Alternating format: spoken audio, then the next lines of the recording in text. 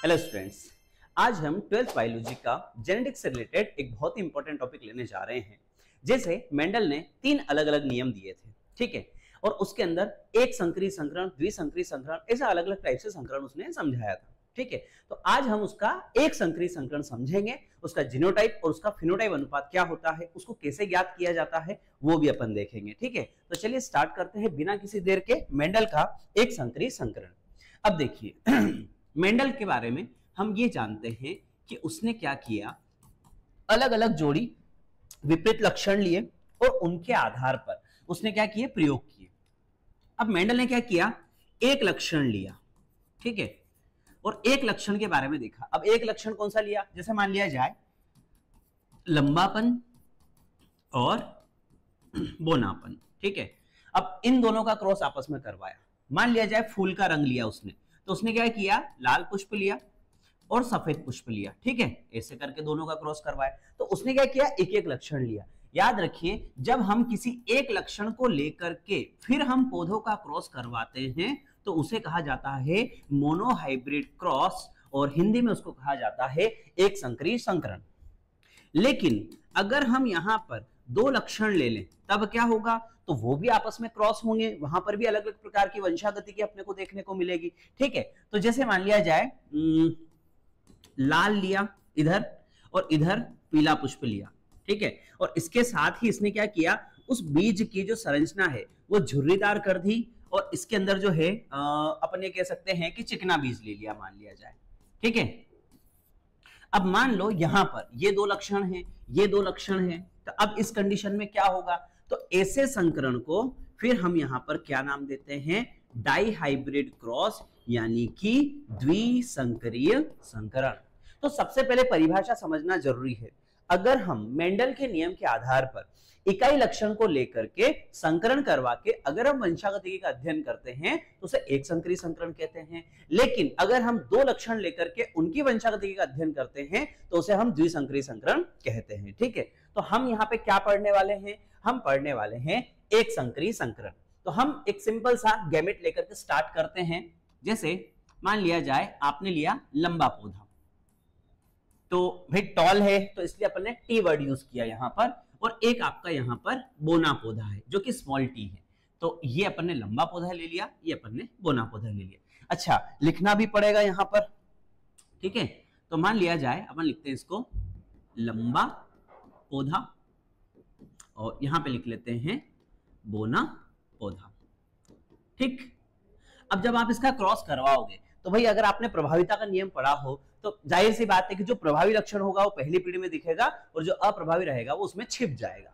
तो हम यहाँ पे इसका क्रॉस करवाते हैं, तो इस साइड से एक गेमिट आएगा, इस साइड से एक गेमिट आएगा, तो यहां जो कॉम्बिनेशन बनेगा वो टी के साथ टी का बनेगा स्मॉल, और इस पौधे को हम यहां पर बोलेंगे संकर लंबा पौधा।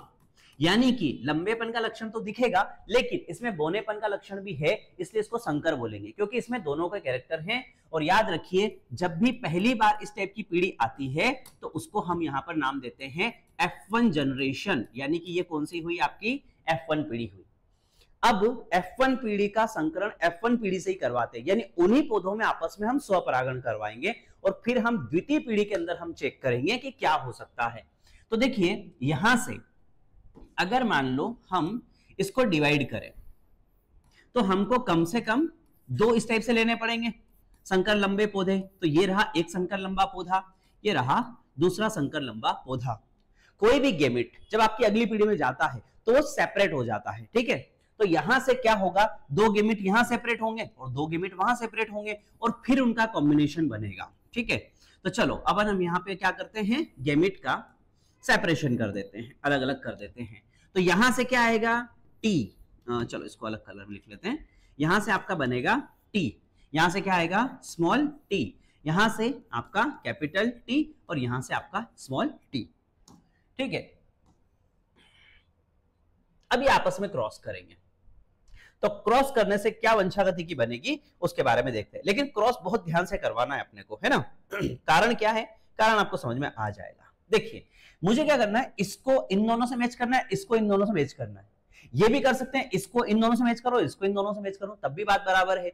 आपके टोटल 4 कॉम्बिनेशन बनेंगे, 4 प्रकार की संतति। अब देखो, जैसे मान लिया जाए यहां पर मैंने इसको इससे कंबाइन करवाया, तो मेरी एक वंशागतिकी इस जगह बन जाएगी। याद रखिए एक एक के नीचे ही लेना है अपने को, ताकि अपने को दिक्कत ना हो लिखने में, ठीक है। अच्छा, इसी टाइप से इसको अब मेरे को उसके साथ मैच करना है, तो मैंने क्या किया, सेकंड जो लिया वो इन दोनों को ले लिया, ठीक है। दिखाई दे रहा है आपको अच्छे से मैंने क्या किया, मैंने एक गैमेट को उसके दोनों गैमेट से कनेक्ट किया है, जोड़ दिया है, तो मेरे पास 2 प्रकार की वंशागतिकी बन गई। अब चलो वंशागतिकी भी लिख लेते हैं। तो क्या बना यहां पे, टी के साथ, वेट, टी के साथ बना टी कैपिटल, ये कॉम्बिनेशन बना। और इस जगह आप देखोगे तो टी के साथ क्या बना, स्मॉल, यानी कि जो कि बोनेपन वाला युग्मक था वो जुड़ा है, ठीक। अब वापस आ जाते हैं अपन, अब इसको इन दोनों से कंबाइन करना है, तो एक काम करते हैं कि इसको यहां से तो ऐसे कैसे कंबाइन कर लेते हैं और एक को वहां लेके चलेंगे अपन। तो देखो पहला कॉम्बिनेशन में बना रहा हूं यहां पर इस जगह, इसके साथ ऐसे, ठीक है। अगर हम इस जगह की बात करें तो यहां पे एक कॉम्बिनेशन बनेगा और चौथा कॉम्बिनेशन आपका जो बनेगा वो इसके साथ यहां बनेगा। ध्यान से देखिए, हालांकि वो क्रॉस हो चुका है इसीलिए मैंने आपको पहला वाला थोड़ा अलग बताया था, आप वीडियो रिपीट करके देख लीजिएगा। मैंने क्या किया है, अब की बार इसको इन दोनों से मिलाया है। अगर आप इधर देखोगे थोड़ा जाल दिखेगा आपको, लेकिन अगर आप इधर देखोगे ना तो देखो 1 और 2 दिख रहा है आपको कि मैंने 2 से मिलाया है, इसको मैंने 2 से मिलाया है। अच्छा, किस किस से मिलाया है, यहां से मिलाया है और इन दोनों से मिलाया है, ठीक है। चलिए अब अपन यहां पर दोनों को कॉम्बिनेशन बनाते हैं। तो यहां पे क्या कॉम्बिनेशन बनेगा, टी के साथ स्मॉल टी, ये वाला कॉम्बिनेशन बनेगा। और सबसे आखिरी में जो आपका कॉम्बिनेशन बना वो टी के साथ क्या बना, स्मॉल टी। अब ये चेक करेंगे अपन यहां पर कि आखिर कॉम्बिनेशन में पौधे बने कैसे। तो ध्यान दीजिए, इस जगह यहां पर आपको कहीं पर भी कोई नया कैरेक्टर कुछ दिख रहा है क्या, नहीं दिख रहा है। तो ये है शुद्ध लंबा पौधा, ठीक है। अच्छा इधर देखो, ये आपका इसमें कहीं पर भी लंबेपन का लक्षण दिख रहा है क्या, नहीं। तो ये क्या हो गया, शुद्ध बोना पौधा। लेकिन इन दोनों को अगर आप ध्यान से देखोगे तो ये देखो, ये इसके जैसे पौधे बने, जिसको अपन क्या बोलते हैं, संकर लंबे पौधे, क्योंकि 2 बन रहे हैं यहां पर। अब अगर आप अनुपात की बात करो तो यहां पर 1 पौधा बना है, यहां पे 2 पौधे बने हैं और यहां पर 1 पौधा बना है। बस यही हमारा बेस है जीनोटाइप और फिनोटाइप का। पहली चीज, अब आप यहां पे सेकेंड जनरेशन में आ गए हो तो इसको अपन यहां पर क्या नाम देते हैं, F1 पीढ़ी नाम देते हैं, ठीक है। अब यहां पे जीनोटाइप और फिनोटाइप समझने की कोशिश करते हैं। याद रखिए, जो भी उनकी युग्मकों की संरचना हिसाब होता है ना, उसको हम लोग बोलते हैं गैमेटों का कॉम्बिनेशन, अलग अलग टाइप का। अब ये बना है, एक ये वाला बना है, ये वाला बना है, इसलिए 3 अलग अलग पौधे दिख रहे हैं अपने को। तो इसका जो जीनोटाइप अनुपात है वो होगा 1:2:1, क्योंकि 1 पौधा आपका शुद्ध लंबा था, 2 पौधे आपके संकर लंबे थे और 1 पौधा आपका कौन सा था, शुद्ध बोना पौधा। अच्छा, कई बार ऐसा भी होता है कि ये परसेंटेज के बेस पे आते हैं। अब अगर मान लो आपको परसेंटेज के बेस पे पढ़ाना है तो अब जैसे मान लिया जाए 4 पौधे, यानी 25-25% हो गया आपका 100% के हिसाब से, तो हम बोलेंगे ये रहा 25%, ये आए 50% और ये आए 25%, हो गया 100%। यानी कि एक पौधे को अपन 25% मान के चल रहे हैं, तो 50 ये हो गया और ये 25% हो गया आपका। तो याद रखिए, जीनोटाइप और फिनोटाइप को हमेशा अंक के आधार पे भी देखा जाता है और कहीं कहीं ऐसा भी होता है कि परसेंटेज के आधार पे आप बता सकते हो। अगर हम बात करें फिनोटाइप की, हमेशा ध्यान रखिएगा, जो फिनोटाइप कैरेक्टर होता है वो बाहर से दिखता है। अब जैसे देखो, ये लंबा पौधा है, अब ये चाहे संकर लंबा पौधा है, अब चाहे इसमें बोनेपन का गुण भी है, लेकिन बाहर से तो लंबा पौधा ही दिखेगा, तो इसको भी हम लंबे पौधे की कैटेगरी में ही लाएंगे और इसी को हम फिनोटाइप बोलते हैं। इस वाले पौधे में ये बाहर से वैसे ही बोना दिख रहा है अपने को, और कोई कैरेक्टर है भी नहीं इसके अंदर, तो हमको 4 पौधे टोटल प्राप्त हुए, उसमें से 3 पौधे तो लंबे प्राप्त हुए और 1 पौधा अपने को बोना प्राप्त हुआ। इसलिए एक संकरी संकरण में आपका फिनोटाइप अनुपात कितना हो जाएगा, 3:1। और अगर हम इसको परसेंटेज के हिसाब से देखेंगे तो 3 पौधों का बनेगा 25-25-25, यानी कि 75%, ठीक है। तो यहां पर ये बन जाएगा 75% और ये आपका हो जाएगा 25% इस हिसाब से, ठीक है। तो ये आपका फिनोटाइप अनुपात है और ये आपका जीनोटाइप अनुपात है। बस इसी को आप वर्णन के रूप में भी लिख सकते हो तो अगर आप इसका अच्छे खासा वर्णन करोगे तो ये आपका 3 नंबर 4 नंबर तक भी जा सकता है।